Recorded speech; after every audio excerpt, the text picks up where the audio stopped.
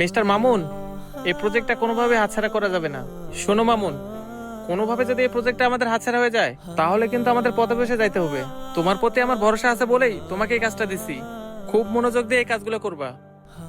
Sir, আপনাদের গাড়িটা আমি পরিষ্কার করে দেই। আরে খায়রুল, তুই?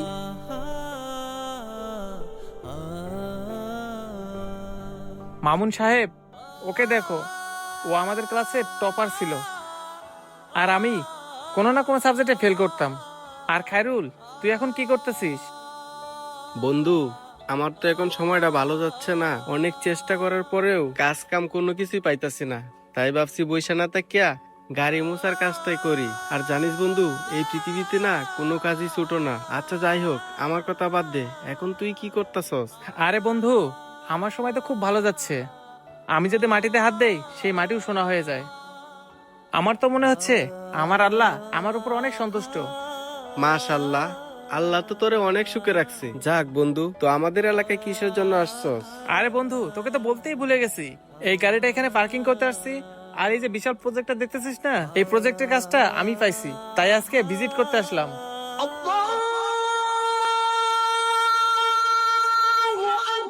আরে বন্ধু, আজান দিছে, চল যায় নামাজটা পড়ে আসি।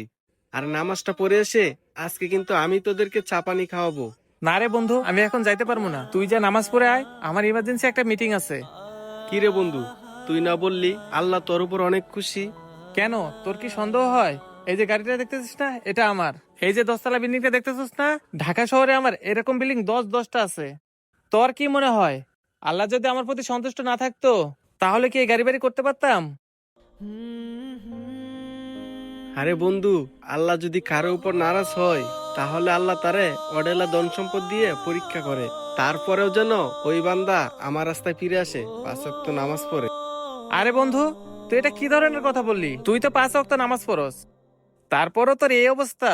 আরে বেটা, আমারে দেখ, আমি তো 1 ওয়াক্ত নামাজ পড়ি না, তারপরও দেখ আমার গাড়ি বাড়ি ব্যাংক ব্যালেন্স কোনোটারই অভাব নাই। আরে বন্ধু, সিম্পল একটা কথা, এই দুনিয়া হচ্ছে পরীক্ষা ক্ষেত্র। আল্লাহ এই দুনিয়া মানুষ পাঠাইছে পরীক্ষা করার জন্য, কাউকে ধন সম্পদ দিয়ে আবার কাউকে গরিব বানিয়ে। প্রত্যেকটাই বান্দা এই দুনিয়া আসছে নিজের আমল গুছানোর জন্য। কিন্তু মানুষ ধন সম্পত্তি পেয়ে আল্লাহকেই ভুলে যা। যেমন তুই ধন সম্পত্তি পেয়ে আল্লাহকে ভুলে গেছিস। তুই আজকে একটা কথা ভেবে দেখতো, তুই যদি আজকে মারা যাস, তোর ধন সম্পত্তি কোনো কাজে আসবে কিনা?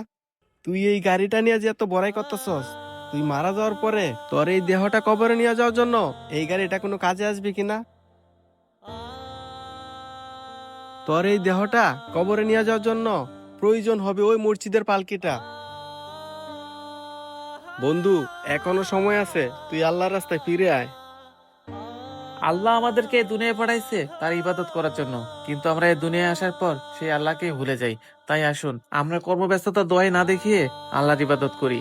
আমাদের এই ভিডিওটি দেখে কে কি বুঝলেন কমেন্ট করে জানিয়ে দিবেন, আর ভিডিওটি বেশি করে শেয়ার করে দিবেন। ধন্যবাদ।